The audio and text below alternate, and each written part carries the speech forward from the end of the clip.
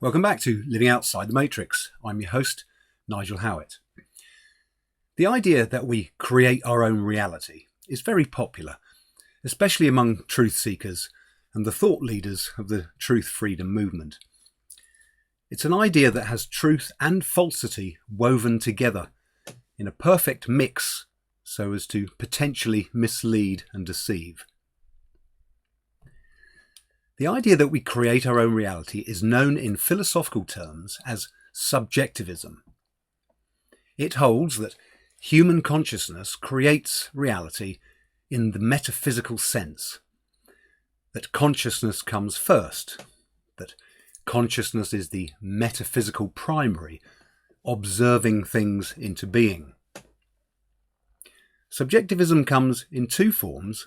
One, that reality is created by the individual consciousness, and the other, that it's a construct of the group consciousness.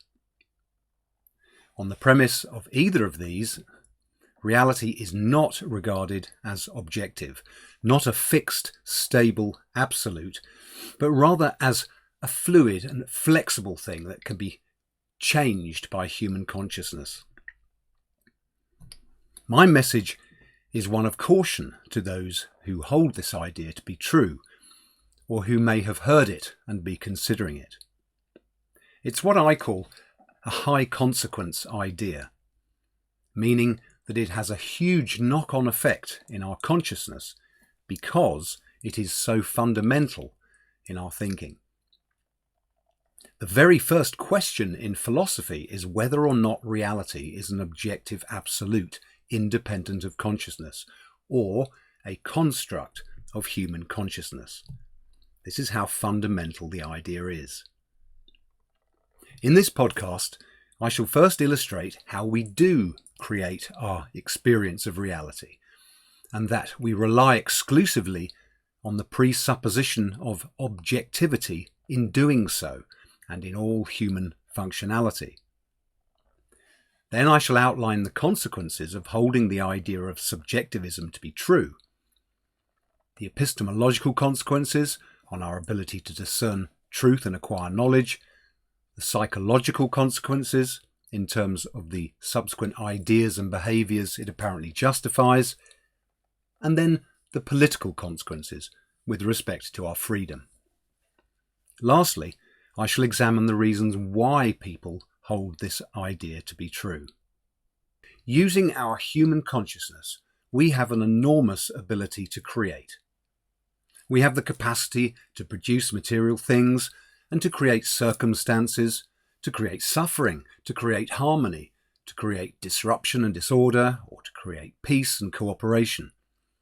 Most importantly, we have the ability to create the reality of our own life experience, from the smallest detail, such as what we do in any particular moment, to the broadest outcomes over the long term, such as creating our health and longevity or creating a family dynasty.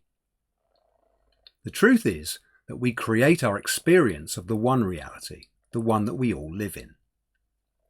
First of all, I'd like to share a famous quote by the American theologian Reinhold Niebuhr. In the form of a prayer, he wrote, "God grant me the serenity to accept the things I cannot change, the courage to change the things I can, and the wisdom to know the difference."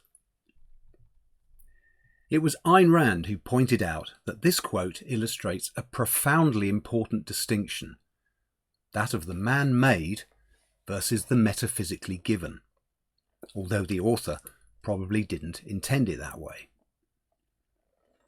The metaphysically given includes the natural world as we find it, with the identity of things as we find them, the continents and oceans and volcanoes and things, along with all the principles of causality that we refer to as the laws of nature, things like fire, electricity, magnetism, etc.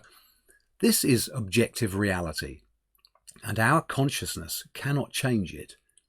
It's what we must have the serenity to accept. The man-made includes all the material things we can create, such as buildings, towns and cities, environments, cars and computers, etc., because we have the ability to reshape matter into the form of our values, but not to create it out of nothing. And notably, it is by regarding reality objectively, by learning the facts, that we are then able to exercise this power. It was Francis Bacon who once said, "We can command nature only by obeying her." In this quote, obeying nature means first acquiring the requisite knowledge. We may then command nature by taking appropriate action. The man-made represents a vast category of things we can change, both individually and in cooperation with others, extending way beyond just the creation of material things. It includes all of the human institutions, the traditions, social norms, and all forms of social organisation and governance. These are all created by human consciousness. On the personal level, the man-made includes the fact that we can create and change our lives and what we experience in a multitude of ways. These are the things that we must sometimes have the courage to change. The wisdom to know the difference means the wisdom not to fall for false ideas, such as subjectivism, which destroys the distinction between the two. So let's look in more detail at how we create the reality of our life experience. Starting with the body we are born with and the context we are born into, along with any limitations or opportunities these may afford, we have an enormous degree of control over what kind of life experience we create for ourselves. And the means of control is our consciousness. The standard dictionary definition of consciousness says that it's the state of being aware of and responsive to one's surroundings. This is a broad definition that refers to all the different forms of consciousness possessed by various living organisms. Our particular kind of consciousness, that we call mind, is very sophisticated, with many attributes not enjoyed by other organisms. But the purpose of consciousness is common to all creatures that possess it. It's the faculty of awareness that makes possible responsiveness to the organism's surroundings. In other words, it serves as the means of guidance. For lower animals, their consciousness guides them around objects, towards food, away from predators, etc. For us humans, our consciousness is our means of guidance.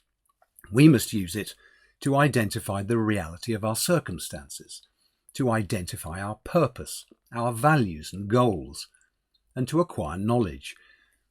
We must then use it to choose appropriate actions, to achieve those goals and create those values, and to succeed in our purpose, thus shaping our life experience. Our most basic choice is whether or not to think, and experience teaches us that we reap the consequences of both our thinking or our lack of thinking. Thus, we have the power to create the extent of our knowledge. And by the same token, we reap the consequences of our knowledge as well as our lack of knowledge. The power of our consciousness to create our life experience is vast. We can choose our values and goals, our attitude or mindset. We can choose our profession, our partner, whether or not to raise a family. We can choose or change our surroundings. We can choose or change the people with whom we associate. Significantly, we can choose or change the way we interact with others, and thus affect how they behave towards us in return. We have the power over all these things and more by using our consciousness in its creative capacity. This is what it means when people say, "You create your own reality." In effect, your mind is the manager of your life, and the quality of the life management that we bring to bear using our mind is the number one factor in determining our experience. Is the manager switched on and paying attention or not? Does the manager proactively seek understanding or not? In the same way that the manager of a business can steer it towards success or failure, your mind creates your particular life experience, in the sense that every decision you make and every action you take has a bearing on your life experience. The business manager can exercise control over his products or services, his marketing strategy, but he cannot create market conditions. He cannot create demand or alter objective facts. And neither can your mind alter the objective facts of reality as you manage your life. Our human form of consciousness, the mind, is a powerful force in the process of creation, and the ideas contained within our personal worldview are perhaps the most fundamental component of this power. This is why subjectivism is such a high consequence idea, because ideas are extremely powerful drivers of thought and behaviour. They speak directly to our mental operating system, including the subconscious. The fundamental ideas we hold to be true determine our view of what's possible and what's not, what's acceptable and what's not, what's good and what's bad. Without even conscious awareness of the ideas themselves, two totally different lives could be lived depending on which of two opposing ideas that an individual held to be true. For example, imagine someone who believes the world is set against them and everything they did was doomed to failure, compared to a person who believed they could achieve anything they wanted. Or imagine a life lived on the premise of necessary duty and suffering versus the premise that your life is yours with which to achieve your personal happiness. The ideas we believe in shape our lives and thus create our life experience. In this respect, again, our thoughts create our experience of reality. The power of our consciousness should be fully aligned with and committed to any goal we set out to achieve.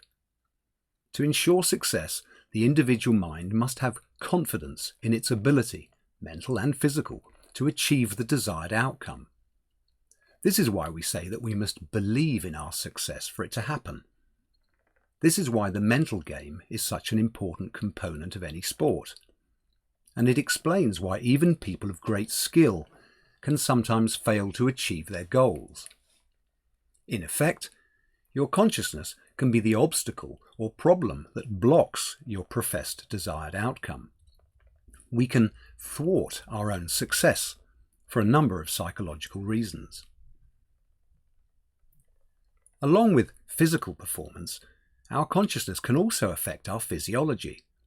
The concept of psychosomatic illness is a well-known example. Very often when people report conclusive proof of how thought creates reality in the context of health, they are reporting an incidence of a mind simply getting out of the way of the body's own healing mechanisms. We see this in the placebo effect with the belief in a medicine pill. Our consciousness can also create or block our success in a wide variety of life pursuits. Limiting false ideas of unworthiness or guilt can sabotage that commitment and alignment with a desired outcome. In such cases, we must get out of the way and allow that successful relationship or career to be ours without unconsciously blocking it by believing we are undeserving. But at the same time, we cannot create competence by our thoughts alone. We cannot be good at something just because we want to be, without action, in acquiring knowledge and learning how to perform the required skills. Action is the all-important component of our creative process. First mental action, followed by external action, out there in the real world, where success and failure are real. All of these abilities to exert influence over our experience through our choices and actions represent the power of the mind to create our experience. But they do not amount to a validation of subjectivism. Rather than creating the identity of things by observing them into being, our consciousness is our faculty of awareness through which we must identify that which objectively exists, and through which we must choose how to conduct ourselves in the light of what we identify as true. This is how we create our own experience of reality. In a nutshell, objectivity is always our friend. Every time we interact with anything or anyone to achieve any purpose, we assume three basic principles. 1. The law of identity, which is the self-evident truth that everything is what it is, and it's something specific, with a specific nature. Everything has particular properties that make it what it is. Everything that exists has an identity. To be is to be something specific. The law of identity is the recognition that reality is independent of consciousness, that the existence and identity of a thing is not dependent on it being known, believed, or recognized. 2. The law of non-contradiction. This is essentially the law of identity expressed in a different way, and this says that contradictions cannot exist. If a thing is what it is, then it cannot be what it is and not what it is at the same time and in the same respect. The third principle is the law of causality, which Aristotle referred to as the law of identity applied to action. A thing of a specific nature, with a particular identity, can only act in accordance with its nature. So, in any given context, what a thing will do is determined by what it is. Let's look at how we act on the assumption of these three principles in one simple example in daily life. Any time you enter a room and turn on the lights, you have grasped the identity of the door and adjacent walls and assumed their functionality is in accordance with their identity. You have also implicitly conceded that without external action, things will not change, notwithstanding the effects of time and decay, and that the action of your consciousness alone is insufficient to open the door and turn on the lights. So you twist the door handle and you flick the light switch. Furthermore, you demonstrate the conviction that reality is stable and fixed, and that the identity of doors, walls, lights, etc., light switches, cannot be changed by your wishes or feelings. You act on the presupposition of the law of identity in all your predictions of future use of the door and the lights, and in your confidence that the layout of your home will not suddenly change from one day to the next, at the whim of someone you live with, or your neighbours, or the local community. You rightly assume that the doors and walls will remain in the same objective positions. Lastly, you demonstrate that you are operating on the presupposition that contradictions cannot exist. You grasp that if you wish to be in the kitchen, you cannot stay in the bathroom. You must move from the one to the other, because you cannot be in the kitchen and not in the kitchen at the same time. Objectivity is assumed in all speech and communication, because the definitions of the words we use in common day-to-day use are objective, more or less. If they were not, communication would be impossible. And in any statement you make, you intend it to mean what it means, and not the opposite. Each sentence you utter has an identity. When you drive to the shops, you demonstrate your operating assumption of an objective reality by controlling the vehicle to conform to the road, and not expecting the road to conform to your wishes and desires. If you are out walking along the cliffs at Beachy Head, you demonstrate your respect for the objective danger by keeping a safe distance from the edge of the cliff. Furthermore, although I'm sure you're getting the point, all trade and commerce, along with all negotiations and peace settlements, all assume the law of identity and an objective reality, as do all sports and team games. Even music is enjoyed on the basis of objective relationships between different frequencies. All of these points demonstrate that objectivity is the necessary presupposition of any purposeful human action, but they do not constitute proof. I will talk about why you cannot prove that reality is objective in a moment. But for now, let's remind ourselves that on the flip side, we can test the idea of subjectivism to see if it describes the way things are, to see if it is true or false. Try and change the identity of anything by your thoughts alone. Say the internal layout of your home, reconfiguring doors, walls and light switches. It's safe to say you won't be able to. Try altering causality with just your thoughts, wishes or beliefs, and making the light switch open the door or the door handle turn on the light. We can't do these things because reality is objective. Facts are facts. Things are what they are, irrespective of our thoughts and beliefs. Our own personal, direct experience shows us that subjectivism is false. But I suspect this won't convince die-hard subjectivists. The fact is that objectivity is always our friend, not only in daily functioning, but in terms of truth-seeking, the acquisition of knowledge, and the careful explanation of complex conceptual ideas, such as freedom and rights.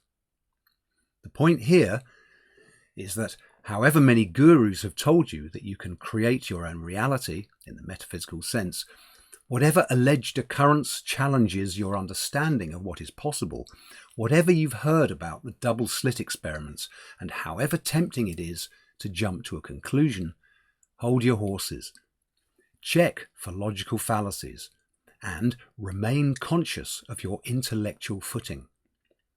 As thinkers and truth seekers, we must maintain awareness that an objective reality, independent of consciousness, is the essential presupposition of all human functionality.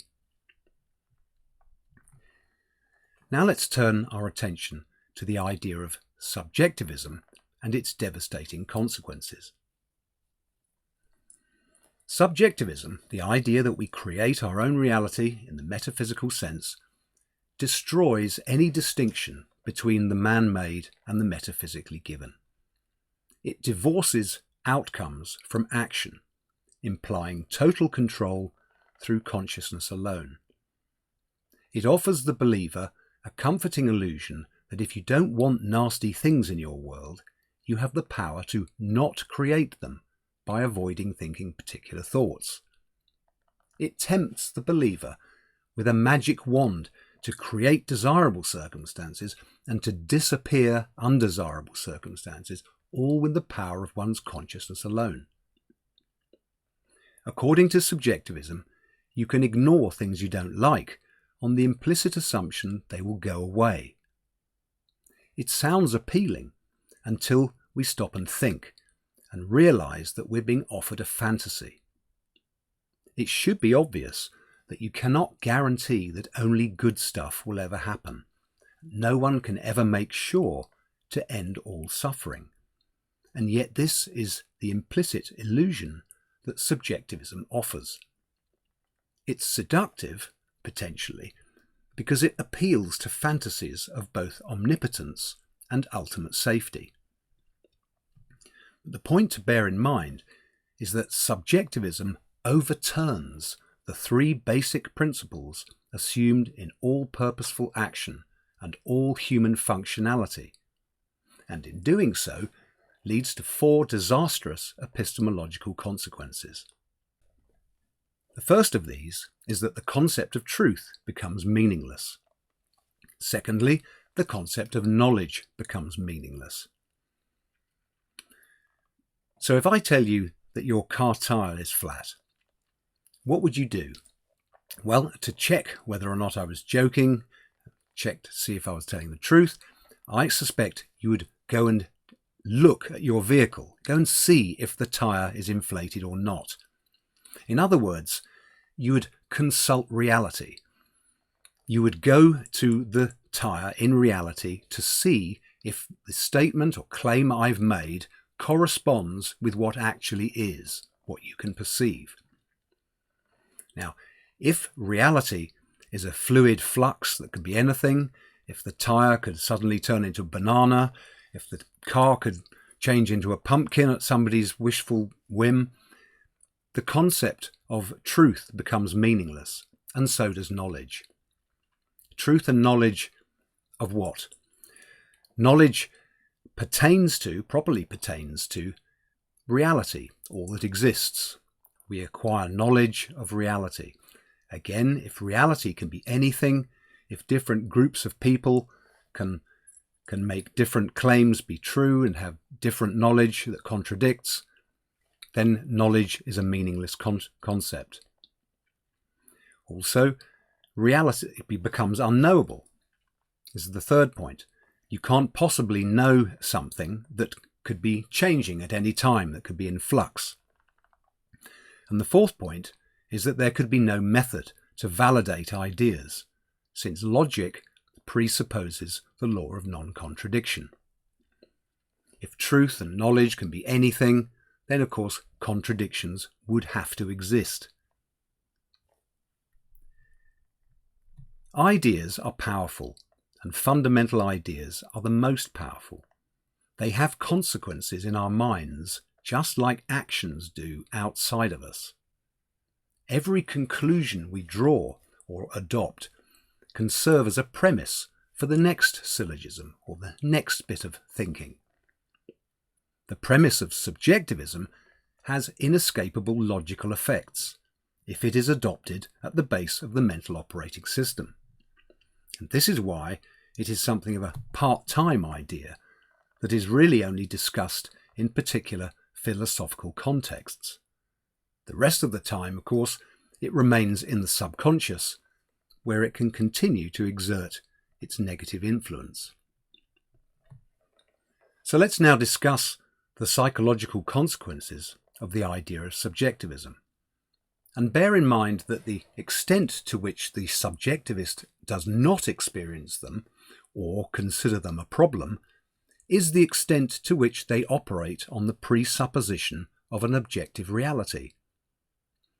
Remember, the idea of subjectivism contradicts the basic presupposition of your functionality. So to believe in subjectivism means you are necessarily dividing your mind against itself.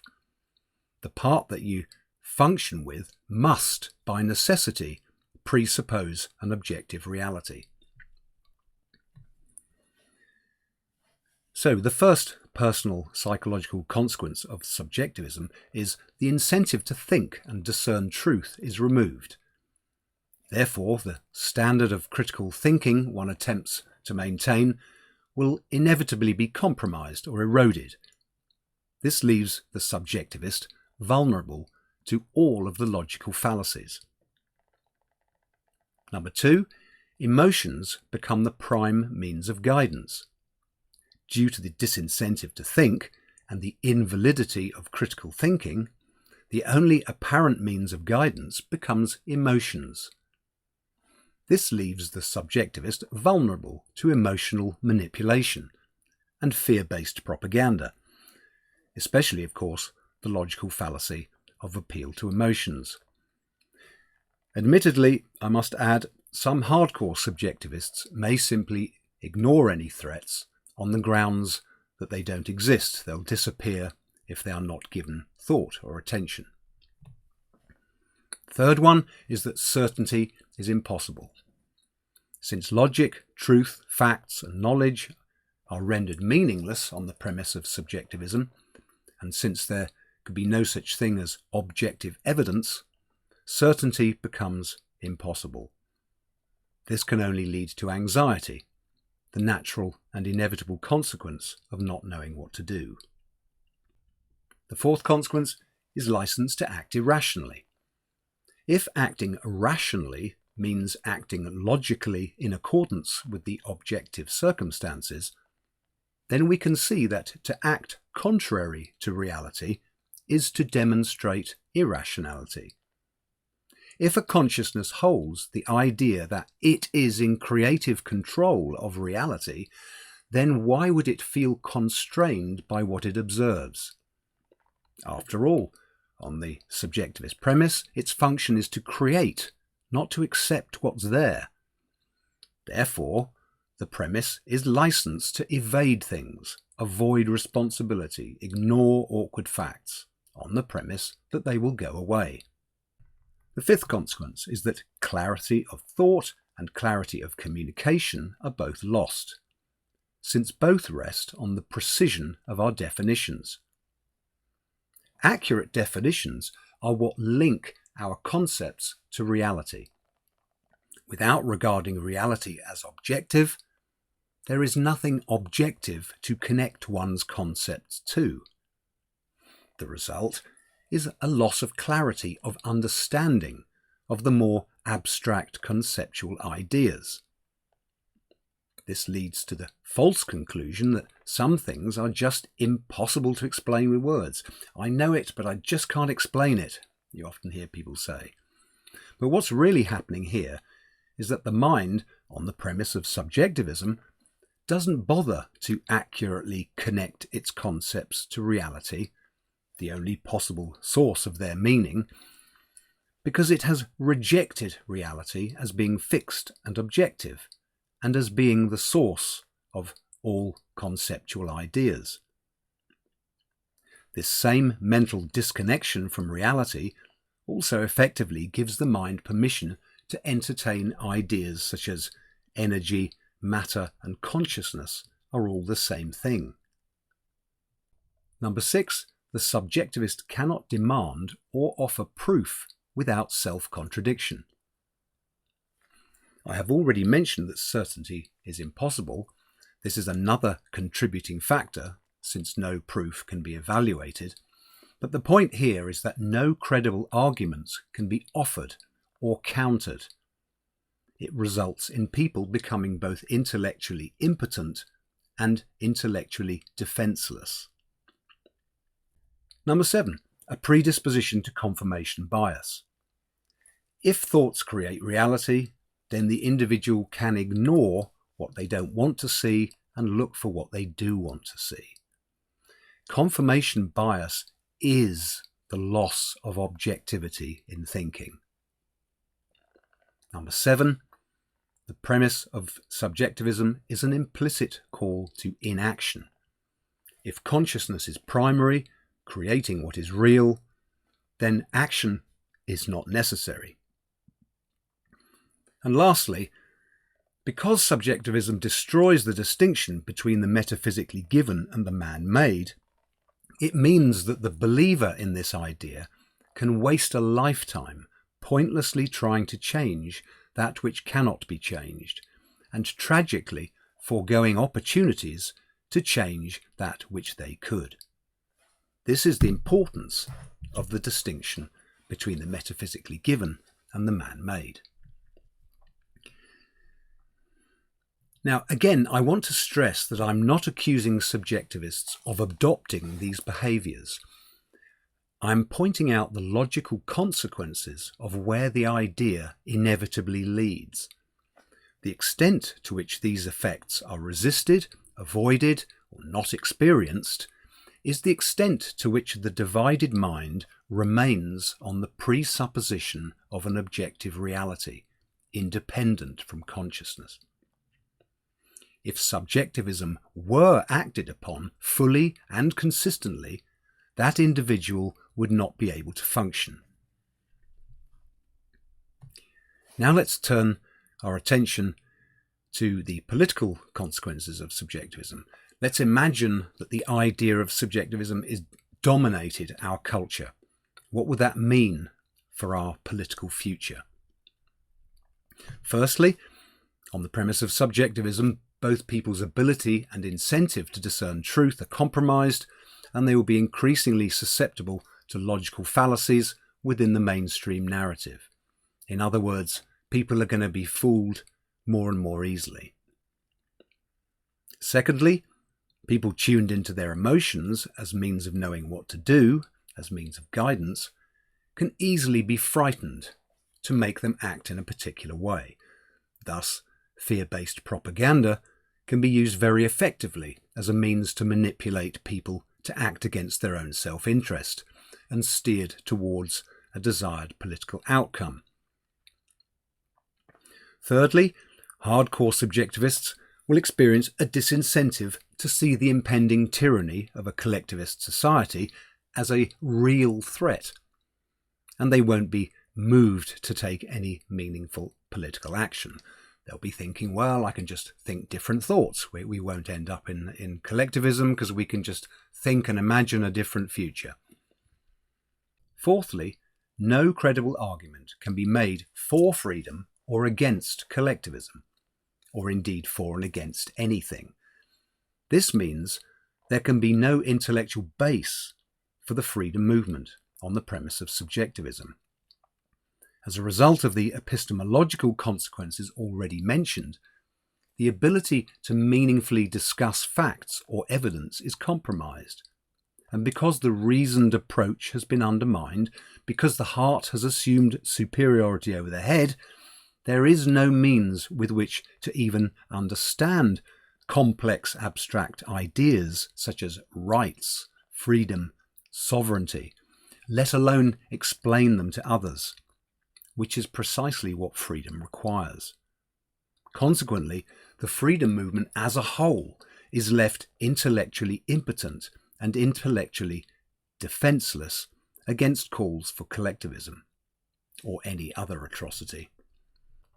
And lastly, on the premise of subjectivism, victims of political tyranny are left responsible for creating their own suffering, with no intellectual argument against the injustice. In other words, any would-be tyrant or criminal could literally blame their victims for creating their own suffering, and on the premise of subjectivism, they would be right. So let's now look at why do people believe in subjectivism. I spent most of my adult life as a subjectivist, so I understand people holding this idea to be true. And while my subsequent interest in philosophy and epistemology has helped me to fully grasp its devastating consequences, it's also given me insight as to why this idea is so widely believed. Firstly, subjectivism appeals to wishful thinking. It looks appealing. It offers the illusion of total empowerment and safety from any threats, all with the power of thought alone. Thus, subjectivism makes it look possible to create a desired reality of whatever one wants without effort, but perhaps more significantly, without any understanding of why the world is the way it is, without identifying causes, and therefore without any real hope of changing anything. In other words, subjectivism appeals to wishful thinking. A lack of knowledge and understanding are not seen as a barrier to the achievement of freedom, which is an exact inversion of the truth.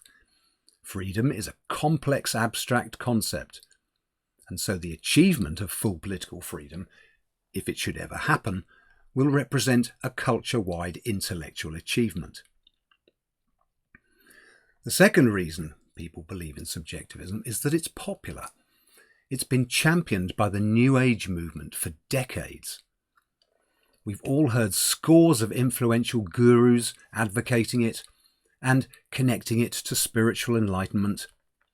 There have been hundreds of books written and promoting the idea that we create our own reality, including Rhonda Byrne's 2005 book, The Secret. And maybe this is why some people think that those at the top of the de facto power pyramid have been keeping it from us as part of our enslavement, as if the idea were actually useful to the achievement of freedom. It's not a secret, it's a false idea. And subjectivism lies at the root of the law of attraction and the teachings of channelers like Esther Hicks. And it's also been almost universally voiced by countless quantum theorists, from Schrödinger through to Michio Kaku.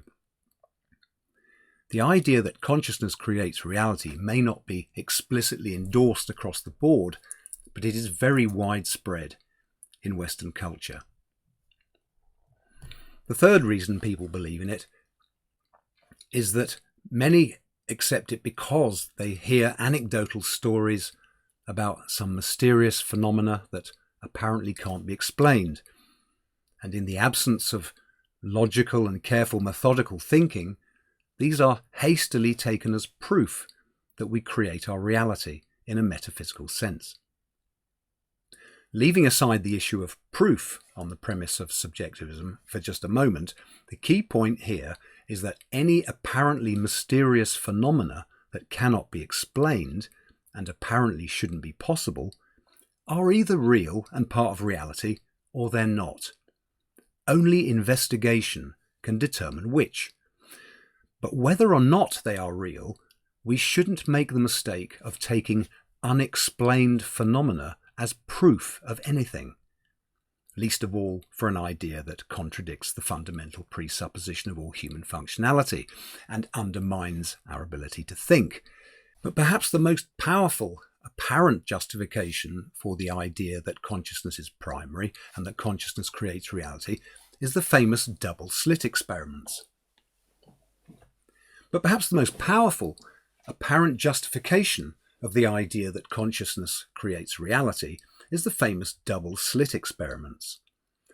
Originally performed by Thomas Young in the early 1800s, the double-slit experiment confirmed the wave theory of light. However, in the early 1900s, so-called refinements of the experiment, in which individual photons of light were claimed to be fired one at a time, it was said that the photons exhibited wave-particle duality. The experiment was also performed firing individual electrons, and the same claim of wave-particle duality was made with respect to electrons. The Copenhagen interpretation says that a quantum system is described by a wave function that encodes all possible states of the system, and when a measurement is made, the wave function collapses into a single definite outcome. Now, although the Copenhagen interpretation doesn't explicitly state that human consciousness is responsible for, it speaks of measurement only affecting the experiment, it does leave the door wide open for those wanting to interpret the double-slit experiment as proof that when consciousness observes, that's when the wave of possibility collapses into a specific outcome. And people do jump to this conclusion. The question of whether or not the measuring equipment itself influences the path of the electrons or photons is ignored. This sounds very similar to John Enders in virology, where his experiments proving the existence of viruses also were conducted without using controls to make sure that his experimental technique was not producing the results. This is not legitimate scientific investigation. Neither of these two examples are. I also find the claim of firing single photons quite questionable as well, but that's a much more secondary issue. Furthermore, rather than questioning the motives and claims of the theoretical physicists and their paymasters in the same way that we should question today's climate alarmists and vaccination advocates, many truth seekers instead rush to agree that this is again proof that consciousness creates reality. Now, I would hope to see more consistency in questioning the authority figures of the day who orchestrate the mainstream narrative, in whatever age. All truth seekers should be aware that the dissemination of false ideas to mislead the public didn't begin last year, or last decade, or even last century. If it's truth we seek, we must extend our suspicions back across time to whenever such potentially significant claims are made with respect to high consequence ideas. Ultimately, holding the idea of subjectivism as true is an error in thinking, and that amounts to falling for either one or several possible logical fallacies. The most significant one catches out even those who are thinking for themselves to a reasonable degree. I was also ignorant of this fallacy until I learned about the hierarchical structure of knowledge and the necessary logical connection between ideas within that hierarchy. So, it's just my epistemological discoveries that have given me insight here. So it's an entirely understandable mistake that I'm trying to draw your attention to. It was Ayn Rand who spoke of the hierarchical structure of knowledge and identified the fallacy of failing to respect this hierarchy in one's thinking. She named it the fallacy of the stolen concept. Let's have a look at this fallacy, because not only is it rampant in today's world, but it's also key to understanding why subjectivism is a false idea. Let's begin by noting that all human knowledge can be divided into two categories. On the one hand, the directly perceivable, experiential knowledge, or the self-evident, and on the other hand, derived knowledge that is conceptual in nature and that is inferred from previous knowledge. This previous knowledge can either be conceptual knowledge as well, lower down in the hierarchy, or it can be the directly perceived. The important thing to grasp here is that all of the second category is ultimately derived from the first. So, to deny the validity of the self-evident is to deny the only possible base of all of one's conceptual knowledge. Because without an objective reality, there can be no self-evident knowledge. When you hear someone pointing out that you cannot prove that the world out there actually exists, meaning that you cannot prove that reality is independent of consciousness, you are hearing someone commit the fallacy of the stolen concept. Firstly, note that on the premise of subjectivism, proving things isn't necessary or possible. If truth is created by consciousness, there is no need for proof. Consciousness simply makes it so. Secondly, the subjectivist is arguing against the fundamental presupposition of the concept of proof, objective reality. The third point, that is not the same as the first, is that you don't have to prove the self-evident, and it can't be done, because the self-evident is the foundation of proof. It's what the concept of proof rests on. It's therefore a perfect example of upside-down thinking to demand that the self-evident be proven. Technically, you cannot prove that a thing exists. You can only point to it and say, there it is, appealing to the self-evident. In other words, objective reality, what is self-evident, is the foundation or the reference point for the concept of proof, and indeed all knowledge. Imagine in a court of law if the defence tried to say, prove that that gun with the accused's fingerprints on it actually exists. Of course, they would be laughed at and immediately overruled. Let's remind ourselves that proof is a process of inferring a conclusion from previous knowledge, according to the rules of logic. Both the previous knowledge and the rules of logic presuppose an objective reality. To demand proof that reality is real, or to say you can't prove that out there exists, is therefore to demonstrate a lack of awareness of the hierarchical structure of knowledge, and that all derived knowledge necessarily rests on the self-evident. In such case, where the speaker is arguing against a premise of a concept he is using, he has no epistemological right to that concept, hence the name fallacy of the stolen concept. The point here is you can't prove that reality is an objective absolute. All that can be done is to demonstrate it, and demonstrate that the assumption lies at the base of all thinking, communicating, knowledge, and purposeful action. It can also be demonstrated that its opposite, subjectivism, leads to disastrous consequences. Lastly, there is of course a valid distinction between subjective truth and objective truth, because thoughts, emotions, and any sensory feelings are obviously experienced by individuals and are real for the individual concerned. These are subjective ontological truths. They are happening for the individual.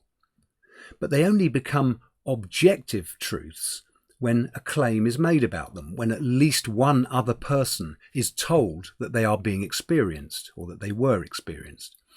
Each individual's experience is personal and necessarily subjective, and yet the sum of all such experiences occurs within the wider context of an objective reality that is independent of each individual consciousness. Subjective truths do not validate the philosophical concept of subjectivism. So, by way of conclusion, we all have a massive degree of control over our lives and our life experience, our experience of reality. But you do not need subjectivism to explain the extent of that control. It's important to grasp that if you hold subjectivism to be true, if you believe that you create your own reality in a metaphysical sense, you are dividing your mind against itself. You are programming your consciousness with a false belief that contradicts the basis of its own mode of operation, and that contradicts the fundamental premise on which you function every day. To believe in subjectivism is to inadvertently disintegrate your mind, your consciousness, with one part thinking with an idea that contradicts the sum of its understanding. Reality is demonstrably a firm, fixed, and objective absolute. Presupposing this makes it knowable, whereas subjectivism is a demonstrably false idea that empties the concepts of logic, truth, and knowledge of meaning, thus rendering reality unknowable to the consciousness that consistently holds the premise. To believe subjectivism is true is therefore to implicitly compromise critical thinking, if not reject it altogether, as some religions encourage us to do.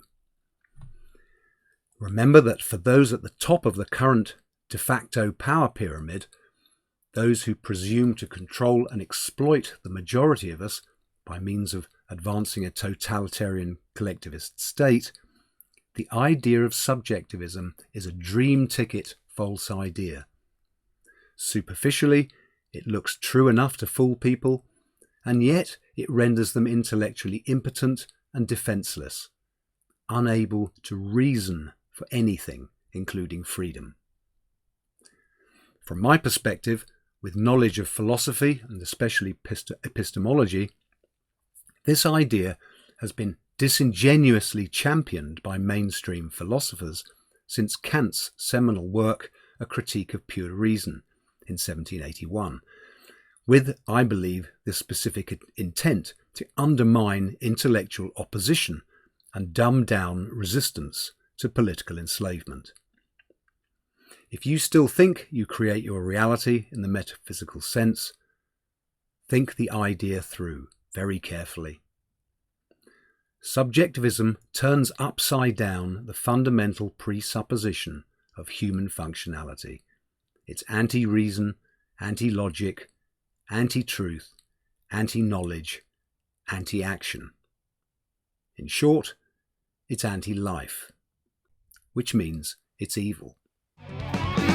Change you want want to see. Be the change you want to see. Be the change you want to see. Be the change you want to see.